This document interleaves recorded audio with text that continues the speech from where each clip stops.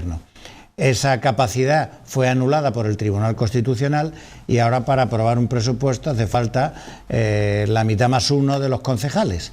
Como el equipo de gobierno tiene 10 concejales de 27, precisa al menos 4 votos más de los que tiene el equipo de gobierno.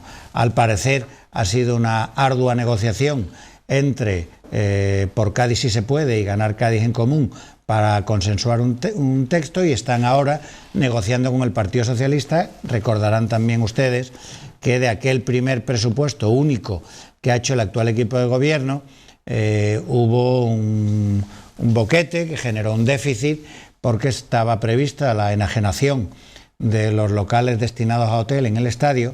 No se consiguió aquella enajenación y eso ha generado el déficit correspondiente. No se sabe qué documento ha entregado el equipo de gobierno al Partido Socialista, ni se sabe cuál es la estrategia negociadora del Partido Socialista. Bueno, ¿quién empieza? Rafael. Bueno, yo creo que era una reunión obligada y además que políticamente yo creo que puede ser muy rentable para el equipo de gobierno. Además, no sé cómo esa dinámica que ahora se plantea como extraordinaria y excepcional y tal, no ha sido el modus operandi de toda la gestión municipal desde el principio. Yo creo que al principio, cuando asumieron el gobierno municipal, veían la negociación con el PSOE como una pérdida de imagen de ser el equipo de gobierno, ¿no? El gobierno somos nosotros, el PSOE, cercanía o no cercanía ideológica, pero en la oposición. Y yo creo que ahora han visto que casi todo lo que se haga en la ciudad, sea con acuerdo o desacuerdo con el PSOE o tal, tiene una rentabilidad para el gobierno municipal. Es decir, que aunque haya imposición en los acuerdos para sacar los números del presupuesto, al final el que gestiona, el que aparece en la gestión, en el día a día, eso lo capitaliza el que está ocupando fundamentalmente la alcaldía. Y yo creo que lo han entendido así. Y si lo han entendido así, y este es el primer elemento de acuerdo, yo creo que va a ser la dinámica que a partir de ahora va a ser la habitual. Es decir, yo no llevo ningún asunto al Pleno que no tenga el apoyo de la mayoría de la corporación. Entonces, no llevaré ningún asunto que no me siente con el PSOE. El PSOE, ¿qué obligación, qué exigencia le va a poner el PSOE que sea muy distinta y muy alejada ideológicamente? Pues ninguna, eso no es así. Pero ¿quién lo va a capitalizar? El alcalde. Podemos y el alcalde. Así que a mí me parece que esto es un poco la dinámica normalizada, ¿no? Me gustaría hacer una síntesis entre tus últimas palabras y las tuyas. Él dice, no se sabe nada. Tus últimas palabras, no se sabe nada. No se conoce el texto. La realidad es que el texto de los presupuestos no se conoce. Eso, ni la estrategia del PSOE tampoco. En sí mismo, y desde el punto de vista de la democracia elemental, es irritante. Es irritante que ni yo, o sea, los ciudadanos no sepamos los presupuestos, nunca mejor dicho, los presupuestos que lleva el gobierno a la negociación, ni los que lleva el PSOE, porque se supone que el acuerdo debe venir por el encuentro de las posiciones de ambos grupos políticos, o en este caso una coalición en el gobierno, y el PSOE. Si el PSOE quiere rentabilizar, tenía que haberse metido en el gobierno. No se ha metido en el gobierno. Ha hecho posible el gobierno. Son cosas que la gente no entiende. Pasa que tampoco entiende otras cosas, claro. El PSOE no se mete en el gobierno. Se queda fuera. Y ahora, cuando negocia lo más importante, que es los presupuestos, la gente no sabe qué es con qué está de acuerdo el PSOE, con qué está en desacuerdo y cuáles son las propuestas alternativas que ofrece los socialistas a el gobierno de González sobre los presupuestos que tampoco se sabe. Por eso lo de Fernando Fernando siempre hace la síntesis bien. No se sabe Entonces podemos hablar nosotros aquí todos sobre una base teórica, sí, pero cuando Fernando, aquí lo que tiene que decir el gobierno y el PSOE es: estos son los proyectos de presupuesto que yo traigo, aquí quiero gastarme el dinero de los gaditanos, y el PSOE igual. Sí, pero Fernando también ha hecho alusión a un tema de interés, que es la dificultad entre Izquierda Unida y Podemos en la negociación. Ahí la dificultad es muy clara. Es, como yo tengo estas áreas, ¿qué dinero corresponden a estas áreas? Tanto. No. Yo quiero más para esta área y para esta otra, que son las mías, y es donde yo me voy a lucir. Es para un área, es para un proyecto político concreto, sí, pero, para una actuación, ¿no? Pero ahí es muy entendible la dificultad, que no es de modelo de ciudad, sino en mis áreas, ¿qué dinero viene? Pero vamos, así de claro. Resultado final, área de tal, tantos millones de euros. Eso es una discusión muy concreta y que es desde dentro la que se da la batalla. Y esa se ha dado. Ahora, el PSOE no va a ir por ahí. El PSOE irá, se aprobó en el pleno de tal día, tal acuerdo. ¿Dónde está la consignación para que esto se ejecute y tal y cual? Por ahí es por donde va a ir. Vamos a escuchar a Emilio y a Manolo. Debería ser en cualquier caso eso. Yo creo que, a diferencia de lo que dice Enrique, bueno, que está muy bien para venderlo ante la transparencia que queremos hoy, pero que yo entiendo lógico, por otro lado, que cuando se llevan temas a negociar no se publiciten inicialmente, porque al final eso lo que trae sería más politización, porque si saca mañana estos son los que queremos y los buenos para la ciudad. Imagínate lo que estaríamos ahí, porque había polémicas en los medios. Yo creo que cuando uno va a negociar, para finalizar, lleva sus ases. Yo llevo esto hasta donde voy a poder ceder por lo que tú me estás pidiendo. Por lo tanto, yo eso lo veo, sinceramente, dentro de la normalidad. Lo que, por la parte que decía Enrique, que es lo que no entiende la gente, es, bueno, yo creo que el PSOE, si ha hecho factible que pueda gobernar el equipo de Podemos, bueno, pues la verdad es que el PSOE tiene su parte de culpabilidad en la parte de que en la ciudad haya temas que no vayan adelante. Rafael dice, bueno, pero es que lo va a capitalizar el equipo de gobierno. Bueno, pero eso lo va a capitalizar el equipo de gobierno, como cualquier otro equipo de gobierno, pero para mí lo importante es que los presupuestos salgan adelante y que los ciudadanos tengan un presupuesto y que haya tranquilidad, ¿no? Yo decía ayer con un antiguo político conocido de Cádiz, digo, yo hace mucho tiempo que digo, cambiaría la política si hace mucho tiempo alguien empieza a cambiar el rol típico de la oposición de me opongo a todo. El día que salga un alcalde o un teniente alcalde diciendo vamos a hacer eso y diga a la oposición, muy bien, estupendo, estamos con usted, porque es que el rol del miedo a lo político tiene su doble riesgo. El Partido Socialista, como tú bien dices, puede negociar unos magníficos presupuestos, pero lo va a capitalizar. Pero por otro lado, también corre el riesgo de que para lo que queda de aquí a las elecciones siga con esa cruz de no lo dejo. El rol que tú comentas, yo creo que también lo está capitalizando Ciudadanos.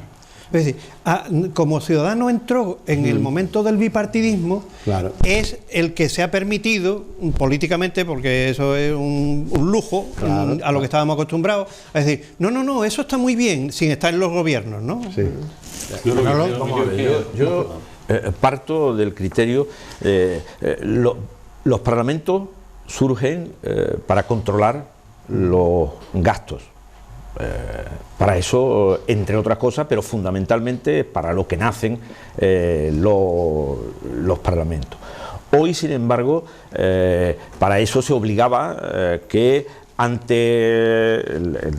la época moderna, que antes del 1 de enero el gobierno tiene la obligación de presentar los presupuestos. De no ser así, el 1 de enero se prorrogan los presupuestos anteriores.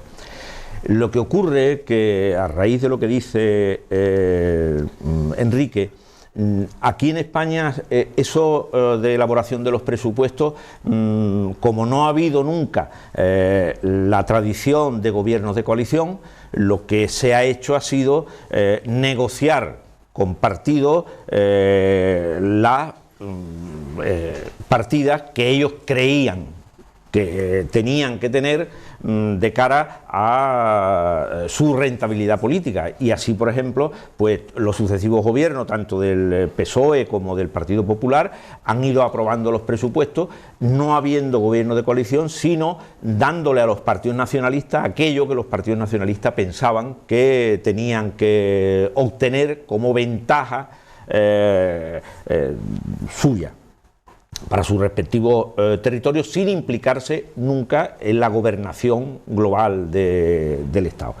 En el caso de Cádiz, el nuevo ayuntamiento llega en junio de 2015. No se habían elaborado los presupuestos anteriores porque, como iba a haber elecciones en mayo, pues el equipo de gobierno anterior decide que no va a elaborar los presupuestos, sino que, pensando que ellos serían los que ganarían las elecciones, ya lo elaborarían. Con lo cual, diríamos, contravenían la norma de que al 1 de enero debían haber estado aprobados los presupuestos. En la situación a la que se llega, en el 2016, el ayuntamiento actual quiere aprobar sus presupuestos. No se pone de acuerdo con la oposición y, por tanto, aprueba, como se ha dicho aquí, unos presupuestos por su cuenta. Esos presupuestos que se aprueban en julio del 2016 son inmediatamente recurridos en un contencioso administrativo por el Partido Popular ante el Tribunal Superior de Justicia. Y el Tribunal Superior de Justicia envía esos presupuestos al Tribunal de Cuentas diciéndole que se observa en el presupuesto que no hay equilibrio presupuestario, que hay unas partidas, por ejemplo, 9.800.000 euros de la venta del estadio, que no consta que estén ingresados, y 8.100.000 euros de subvenciones que se suponían que tenían que venir de la Junta de Andalucía y que tampoco estaban. Por tanto, había un desequilibrio de casi 18 millones de euros en eso. Eso está todavía por sentenciarse, pero supongo que va a ser sentenciado en contra de lo que hizo el ayuntamiento. Bueno, así nos plantamos en este actual año, y aunque ya estamos en febrero, por primera vez parece que se alumbra la posibilidad de que se apruebe un presupuesto de forma natural en el pleno del ayuntamiento, por quien tiene que aprobarlo, y para ello yo no diría, como se ha dicho aquí, que los presupuestos tendrían que haberse dado a conocer. No, los presupuestos normalmente se negocian con quien crees que te los puede aprobar, y eso es lo que se está haciendo ahora. Y en esos presupuestos el Partido Socialista lo que ha dicho es que, en líneas generales, en la reunión que hubo el otro día, bueno, pues le parece que el planteamiento genérico está bien. Ahora se dan una semana para estudiar esos presupuestos en cada una de las partidas, y a partir de ahí pues decidir si los aprueban o no. Por tanto, se acaba con una de las cosas que se decía, que eran los célebres presupuestos participativos. Acordaros que se hablaba de, bueno, pues esa participación, de que la ciudadanía iba a participar. Se han hecho en algunas ciudades, Déjame que te diga algo, Manolo. Pero en muy pocas, porque realmente es muy complicado y muy difícil la elaboración. Pero es una forma de hablar. Cuando dice presupuesto participativo, es de una parte concreta, claro. De un porcentaje donde el ayuntamiento abre la posibilidad de que sea la ciudadanía la que decida los gastos de ese apartado. Termino diciendo que yo me alegro de que si llega a buen puerto, pues efectivamente, con las enmiendas que pueda introducir y las mejoras que pueda introducir el Partido Socialista, se establezcan una serie de prioridades en temas que verdaderamente afectan a la ciudad, como podrían ser en lo que al ayuntamiento le puede caber de fomento del empleo, en lo que al ayuntamiento le puede caber en el tema de vivienda, en el etcétera, etcétera. Bueno, dos cosas. Yo estoy radicalmente en contra de vuestra opinión sobre el secreto en que debe llevarse. Yo creo que no hay que llevarse en secreto. El pueblo de Cádiz tiene derecho a conocer cuáles son los presupuestos, qué proyectos de gasto del dinero de los gaditanos lleva el gobierno. Pero desde el principio. Desde el principio. O sea, la transparencia total. Sobre eso, punto uno, estoy en radical desacuerdo con vosotros, ¿vale? Y después, otra cosa que quería decir, lo siguiente. Yo creo que los gaditanos le han puesto la lupa al PSOE. Le han puesto la lupa. El PSOE pierde por aquí y pierde por allí.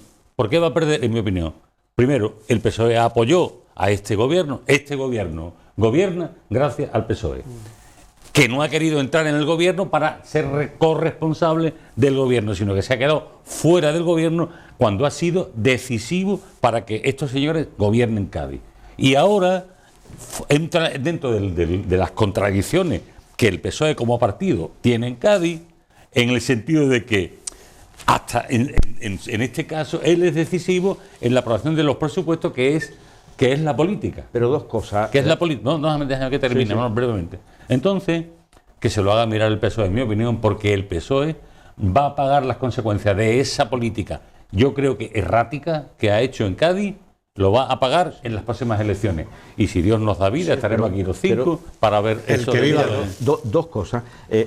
Enrique, primero, ¿en qué país del mundo conoces tú que en el proceso de elaboración, no de la ley de presupuestos, sino de ninguna otra ley, hasta que el gobierno no tiene elaborado el proyecto, lo da a conocer en primer lugar a quien le pueda votar y en segundo lugar al resto de los ciudadanos? Es que no existe eso, bueno, en política no existe esa elaboración. Aquí hemos estado hablando no muchas veces esa elaboración. Y en segundo lugar, hemos estado muchas veces hablando de los avances de actuaciones, de proyectos y de obras y de cosas que el alcalde de Cádiz ha ofrecido a los gaditanos.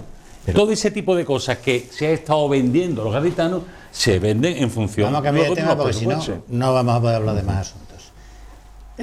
Hay una oferta de un grupo hotelero para el edificio de Puerto América, para hacer allí un hotel, que es una idea recurrente, que periódicamente sale. Parece que uno de los ofertantes o de los interesados es un empresario el que se ha hecho cargo de la carpa, que tiene chiringuitos, un empresario conocido en la ciudad. Bueno, primero, para mí una magnífica alegría, porque 26 años después, 26 años, que se dice pronto, y yo recuerdo, porque yo asistí, siendo Carlos Díaz alcalde, que fue a final del 91, no sé si fue la primera piedra o la recepción de obra, porque estuvimos allí, yo creo que fue, pues yo estaba todavía de concejal, y recuerdo haber estado en el acto. Yo no fui. Pero estuve en aquello, ¿no? Claro, cuando uno dice... Tú eras de Gutiérrez Trueba, de lo que sea bueno para Cádiz. Lo que sea bueno para Cádiz. Eso decía Gutiérrez Trueba. Vale, perfecto. El lema era tuyo. Por cierto, José Antonio, buen saludo, que lo vi el otro día, hacía tiempo. Y un abrazo a Gutiérrez Trueba. No, el lema era tuyo. Gutiérrez Trueba, cuando hablaba, siempre decía: nosotros apoyaremos aquello que sea bueno para Cádiz. Pues aquellos que algunos de entonces que estaban en el Partido Socialista, algunos tenían su ironía. Yo creo que era algo correcto. Aquello que era bueno para Cádiz, ¿por qué te ibas a oponer? ¿Y ¿vale? ¿Qué es bueno para Cádiz? Ese es el debate, claro, estimado amigo. Bueno, pues lo estimábamos así. No otros que no veían absolutamente nada y cualquier porque eran cosa, miopes. Y entonces todo era en contra de Cádiz. Ya. O sea que... Bueno, no respires por la herida y vete el balón al pasto. Bueno, no tanto. Primero, una gran alegría de que haya gente valiente, porque hay que ser valiente. Hay un tema en el puerto que ahora empieza a haber gente que corre con visión.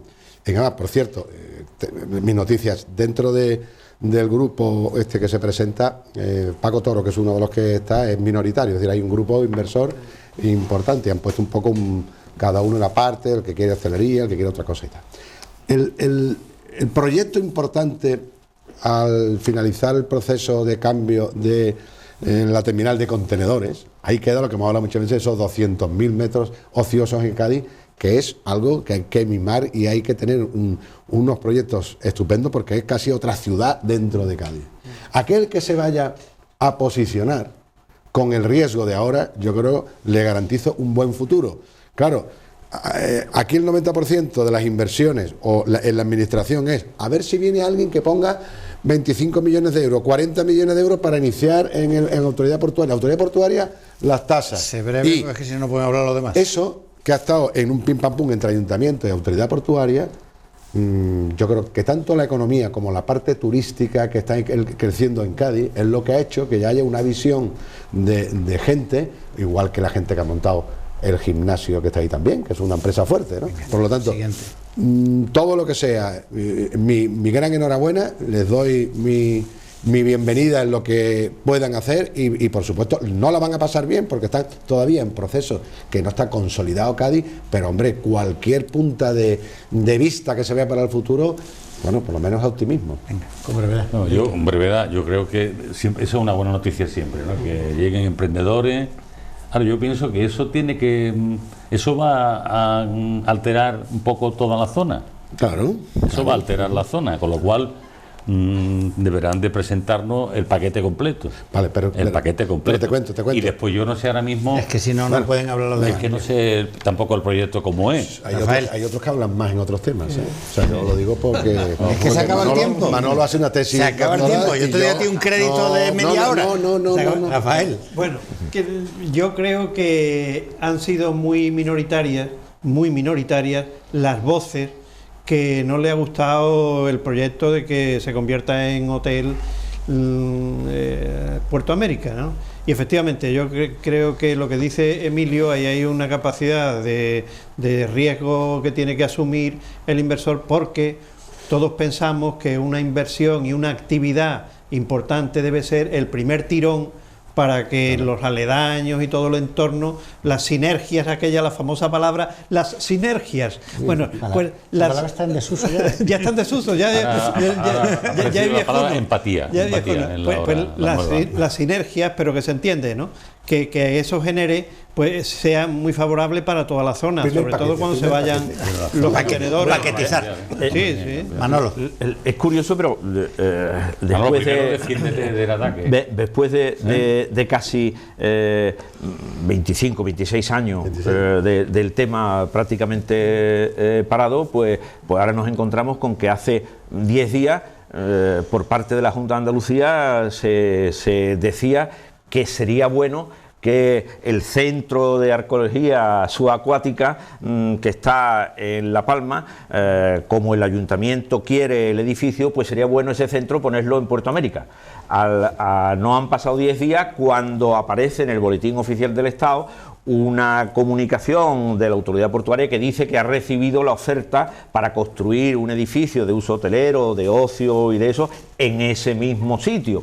Y yo, bueno, pues me alegro que después de tanto tiempo, de 700 millones empleados de las antiguas pesetas en esto, y que solo fue utilizado 15 días, pues parezca que se le vaya a encontrar una solución.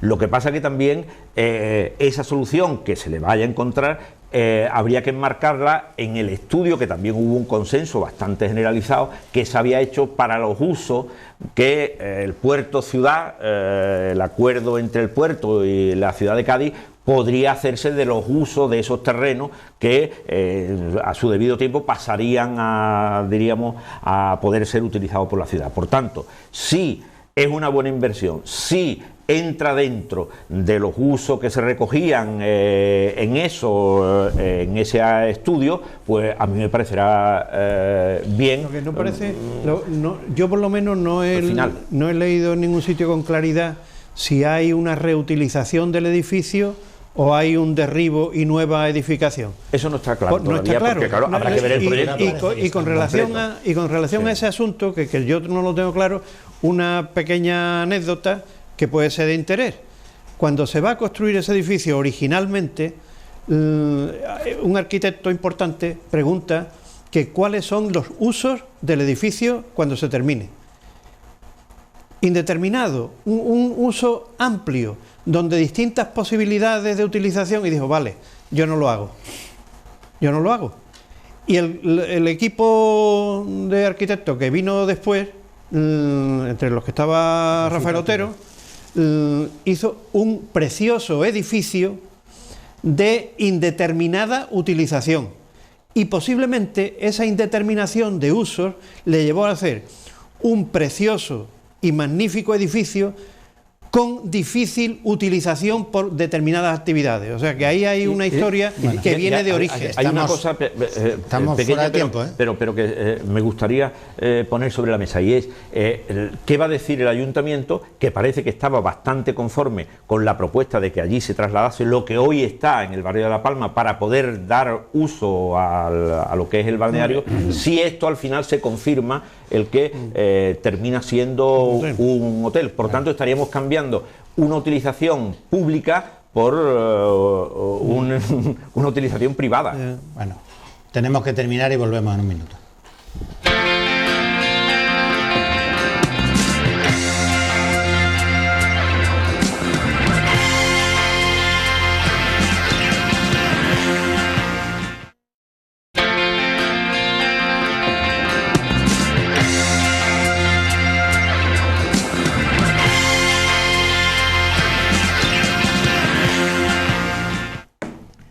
Continuamos en el Café del Correo. Recordamos que están hoy con nosotros Rafael Garófano, Enrique Montiel, Emilio de la Cruz y Manolo Gómez de la Torre.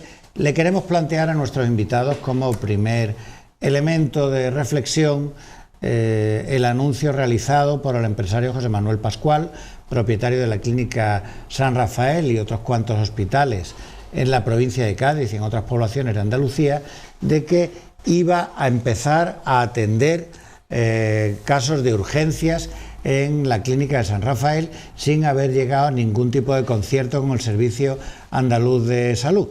Al parecer es intención de Pascual que todo ciudadano, todo paciente que vaya allí con cualquier tipo de patología urgente sea atendido, incluso hospitalizado, y suponemos que luego iniciará algún tipo de negociación con el SAS para que le compense económicamente.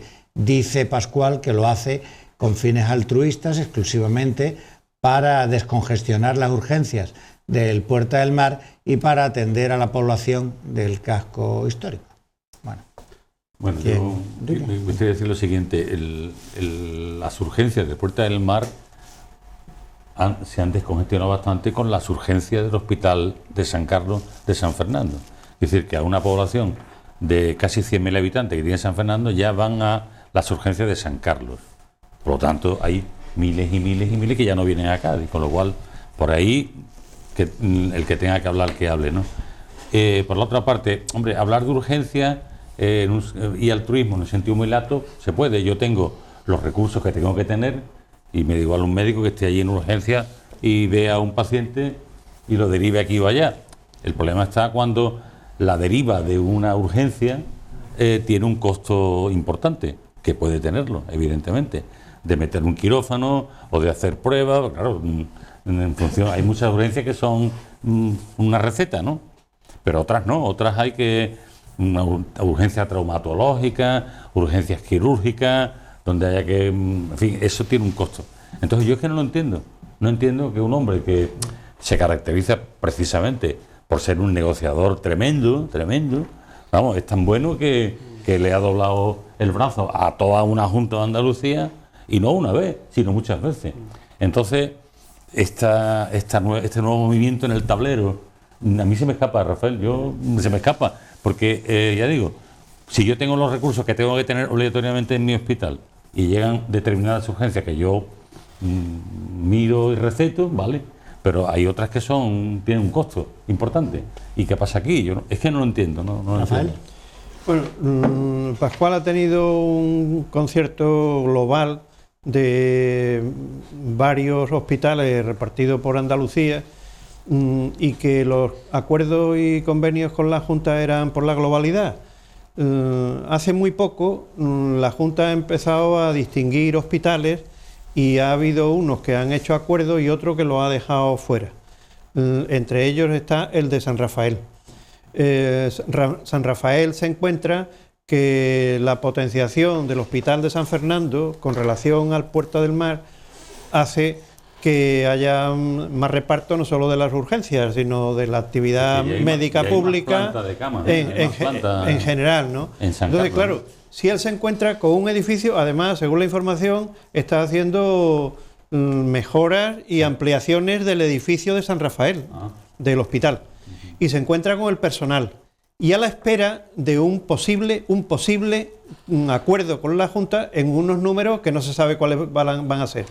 Bueno, pues yo creo que en vez de poner publicidad en los periódicos y tal y cual, lo que hace es publicitariamente, que es como se refuerza el empresario de cara a la negociación, hace dos cosas. Una, abre las puertas a los ciudadanos del entorno y por otra le dice al ayuntamiento y a la Diputación y a todo el que haya que hacer que estoy haciendo este servicio y estoy a la espera. Eso lo digo yo, no lo dice él. Y yo estoy a la espera.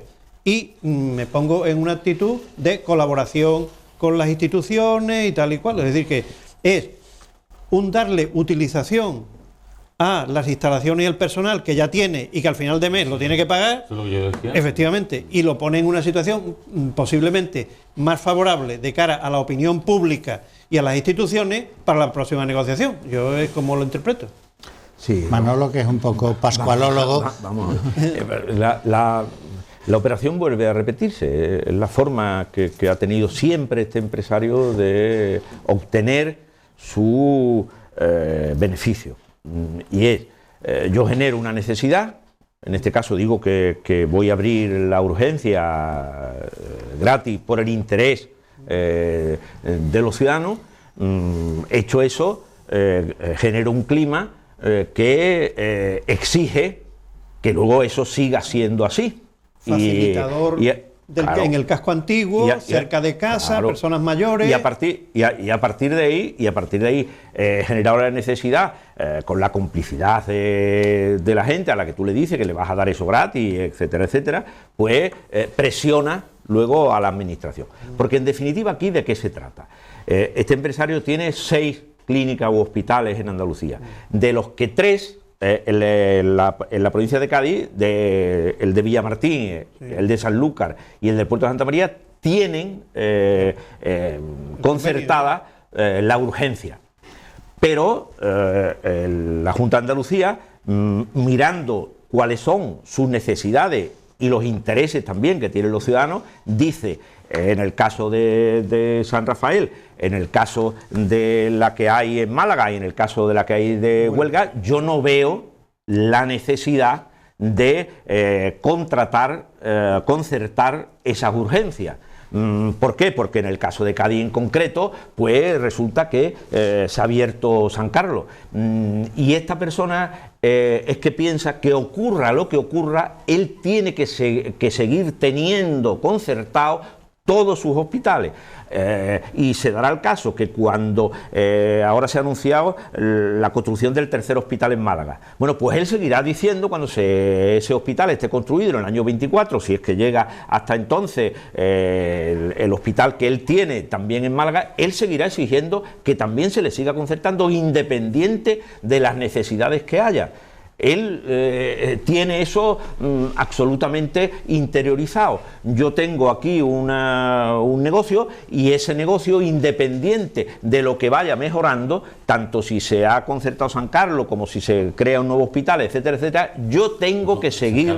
Se ha hecho público, se ha pasado a público. Bueno, pues a pesar de eso, pues yo sigo pensando que eso no debe y no tiene por qué afectar a eso. Y ahí se empieza a jugar con la gente, se empieza a jugar con los puestos de trabajo que se pueden perder, etcétera, etcétera, etcétera. Claro. Y ha sido siempre el sistema que ha utilizado y que le ha dado buenísimo beneficio para obtener lo que ningún otro en la esfera de lo privado ha podido conseguir en relación a la Junta de Andalucía.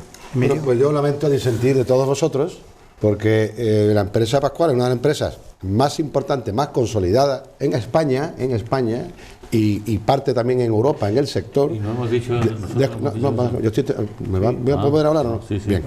Y está en la obligación del empresario, de su equipo, de la gente que está, de luchar por seguir teniendo y seguir manteniendo. Por lo tanto, en la parte que corresponde al empresario no hay que reprocharle absolutamente nada. Él está en un criterio empresarial, pero además yo creo que estáis confundido con lo de Cádiz, porque Cádiz, él, si no conocéis, pues hay muchas facetas en las que él vamos, y el grupo ha colaborado muchísimo con muchísimas cosas en Cádiz. Y yo estoy convencido porque es una persona que recibe muchísima gente, es una persona que ha hecho muchos puestos de trabajo y ha creado en la zona una masa crítica que estoy convencido, fíjate, estoy convencido en estos momentos que eso Mané Pascual lo hace con sentimiento. No te voy a decir que si eso en un momento puede revertir, como es lógico en el negocio, pero yo estoy convencido que esto, dada la coyuntura de negociaciones, esto ha sido, es decir, hay que también demostrar, tú estás diciendo una cosa, Enrique, que es que San Carlos, pero vamos a ver, vete al día a día de Cádiz, vete al día a día de Cádiz de las urgencias, es horroroso, por mucho que sea San Carlos. Bueno, y si él va a hacer, perdona, y si en su plan, San Carlos, ¿cómo sería? Perdona, y si es en su plan incluso de expansión, y si es en su plan de marketing incluso, echar una mano importante al centro de Cádiz para que la gente tenga donde ir para una urgencia, bienvenido sea. Yo de todas formas, simplemente diría que el empresario está en todo su derecho de exigir lo que quiera exigir. Lo que ocurre es que la Junta de Andalucía está en toda la obligación de ver si el interés general hace que haya que concertar con esa empresa algo más, o ya es suficiente con los recursos públicos. Acaba de gastarse en la mejora de los servicios de urgencia de la residencia de Cádiz más de 4 millones de euros. Entonces, ¿alguien puede pensar que independiente de los avances que se vayan produciendo en la pública, hay que seguir manteniendo los conciertos tal cuales con las empresas privadas? Pues yo creo que no. Pero esa es otra historia. Si seguís por ahí, terminamos en el gran debate. El gran debate. Claro. La medicina pública, la medicina privada.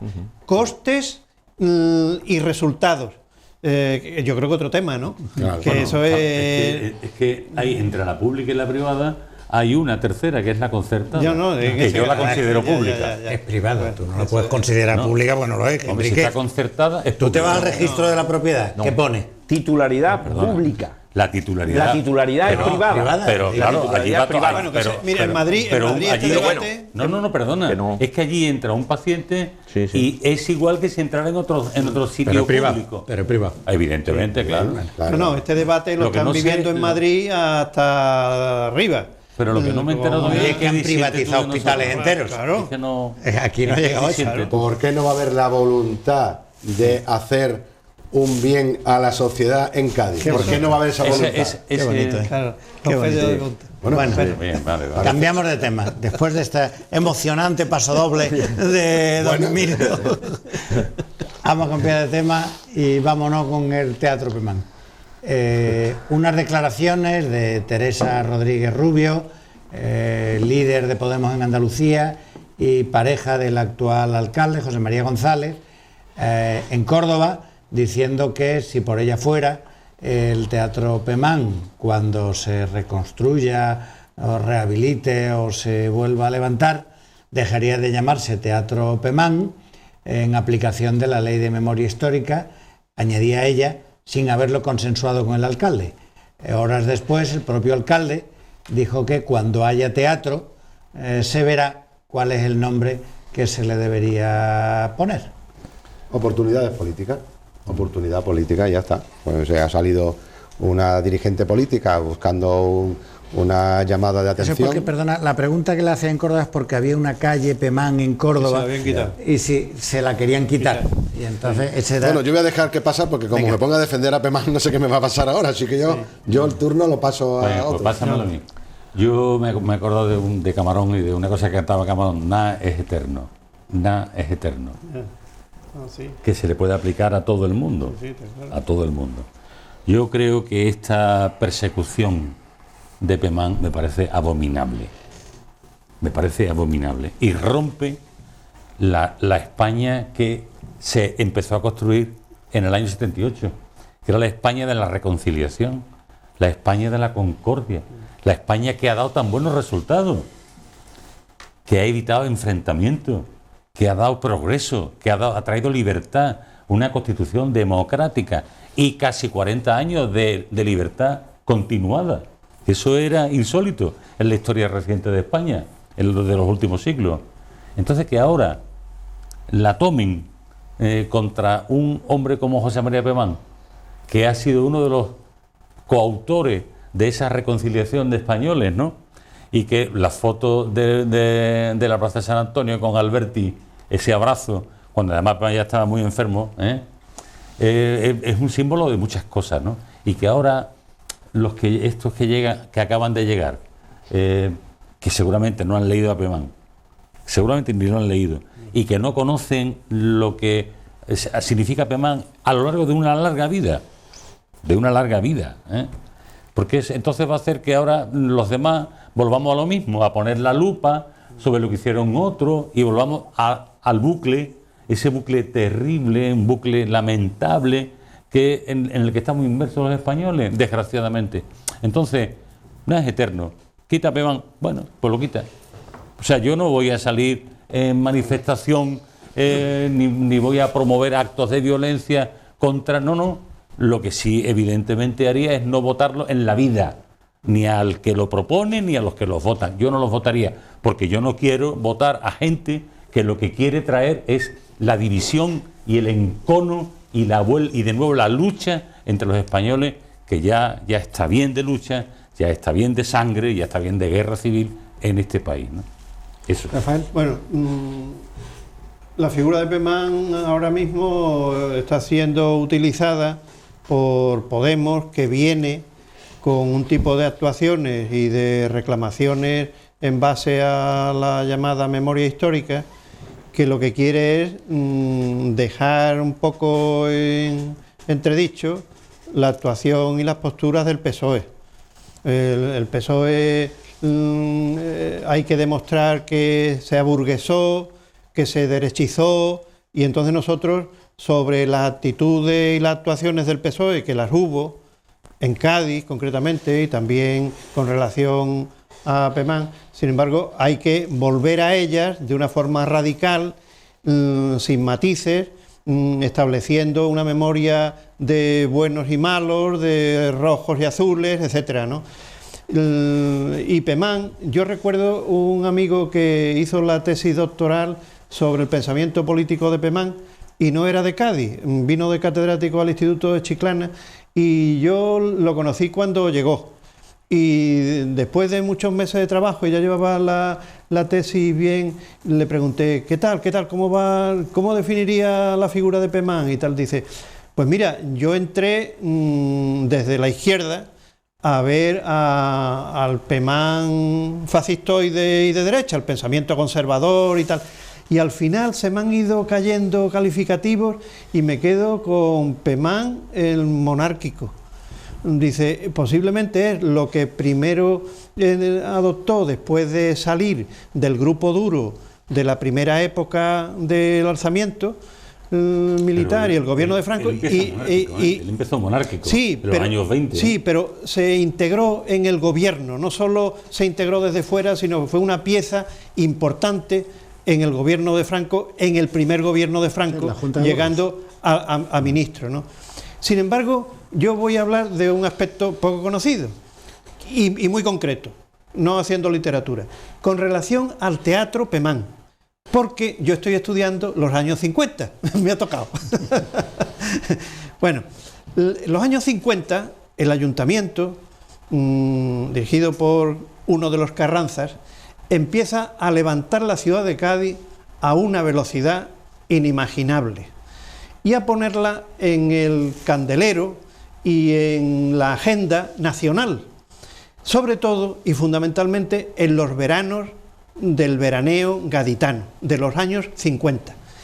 Y Pemán, con su prestigio, empieza a construir en proyecto primero y después en realidad unos festivales que van unidos al proyecto de Cádiz, ciudad veraniega, ciudad turística, ciudad de atractivo cultural, y empiezan a hacerse unos festivales con unos tablaos en el Parque Genovés, porque era un sitio cercano al mar, entre la vegetación, y que venía todo el que tuviera 2 pesetas, que estuviera veraneando desde Sevilla para acá, por todo el entorno, venía a esos festivales porque Pemán, con su prestigio, era capaz de hacer contrataciones a las grandes compañías que estaban en Barcelona, en Madrid, incluso la contratación de ballet europeos, franceses, parisinos, de mucha categoría. Y la repetición de esa actuación junto con el aspecto académico de los cursos de verano, lo académico y lo cultural, turístico, es en lo que se centra la actuación de Pemán, vinculado al Ayuntamiento de Cádiz en esa época. De esa necesidad, por las actuaciones que allí había, vino el proyecto de la construcción del teatro al que se le pone el nombre de Pemán. Bien. Manolo. Sí, vamos a ver, a mí me llama muchísimo la atención que quienes con más ahínco dicen en el tema que ahora se está planteando en Cataluña, que hay que aplicar la ley y que las leyes están para cumplirse, son los mismos que ignoran que existe una ley de memoria histórica que fue aprobada por el Parlamento y que es de obligado cumplimiento.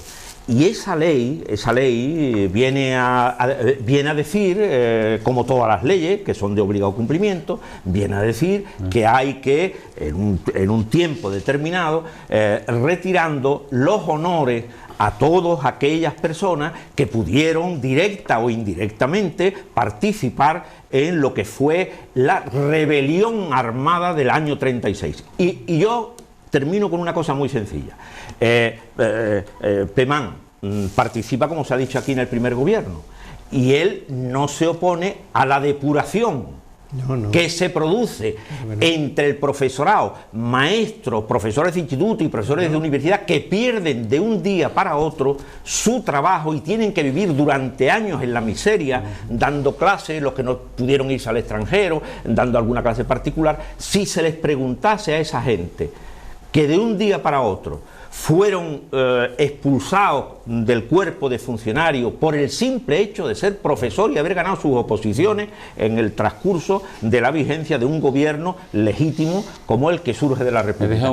A esas personas yo les pediría opinión. Y por tanto yo pienso, primero, la ley hay que cumplirla, y en segundo lugar, retirar, en la medida de lo posible, honores a quien directa o indirectamente pudieron participar, y en este caso estamos hablando de una persona que tenía el rango de ministro, en lo que fue la depuración de miles, no ya de los que fueron fusilados, sino de los que fueron retirados y tuviesen que pasar 40, 50 años de su vida en el ostracismo, sin que se le reconociese ni siquiera luego, cuando llegó la democracia, la reposición, porque muchos de ellos ya eran mayores, en los puestos que perdieron en su momento. Manolo, tan cierto es lo que acabas de decir de la depuración de maestros y profesores por el régimen de Franco, inmediatamente que empieza a llegar a los sitios, como el hecho de que por el simple hecho de ser católico, sacerdote, mataron, fusilaron, asesinaron a más de 8.000.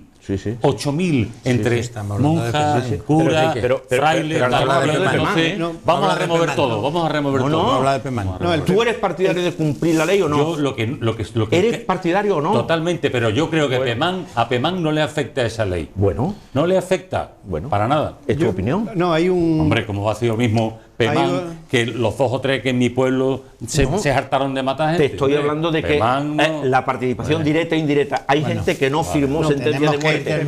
Pemán vivió la primera etapa de la posguerra, formando parte, porque él vivió hasta el tuétano. La vivencia que tuvo de la guerra fue de cruzada. De cruzada, es decir, el catolicismo militante lo llevó hasta tal punto que en la toma de algunas ciudades y tal, en las predicaciones de los templos, era Pemán el que hablaba, porque como en verbo nadie le ganaba y tenía una convicción profundísimamente católica, vinculó esos 2 elementos. Y además, afortunadamente, no hay que indagar demasiado, lo dejó escrito en el libro famoso de El ángel y la bestia. Es decir, él vivió una oposición realmente bíblica, la guerra civil, y participó. Cuando empezó a vivir aquello y vio de lo que iba la política donde no había estado, fue lo que inmediatamente terminó en Jerez y en Cádiz. Por supuesto, pero Rafael, tú convendrás conmigo que influyó en que mucha gente perdiese su puesto de trabajo simplemente por ser funcionario. Depuró el cuerpo de profesores, de catedráticos de institutos. Es decir, que sí tenía todo ese componente religioso que lo tenía. Yo lo que no querría, si se le quita el nombre, que se le quite, porque es un teatro nuevo, es distinto, es diseño, se le quite y se le quite. Pero quizás no sea adecuado ni correcto coger una biografía e irse a los momentos más complicados, más difíciles de sus vivencias y convertir eso en su vida. Por supuesto. Y convertir el personaje en eso. Estoy de acuerdo contigo completamente. ¿No? Porque pasó con otros personajes como Ruiz Jiménez o como Dionisio Ridruejo, etcétera, etcétera. Por ejemplo, José Cela, Torrente Ballester, Rafael Sánchez Mazas, Agustín y Fossá. Claro. La primera dedicatoria, aprovechando que don Manuel ha traído una taza, que no sé si nuestro realizador nos lo puede enseñar, se la hacemos a... aquí está la taza. ¡Ay, coño! A Forges. Aquí está la taza que ha traído Manolo, dedicada a Forges. Así que le vamos a hacer una dedicatoria a Forges, a quien tanto debemos y quien tanto nos ha inspirado.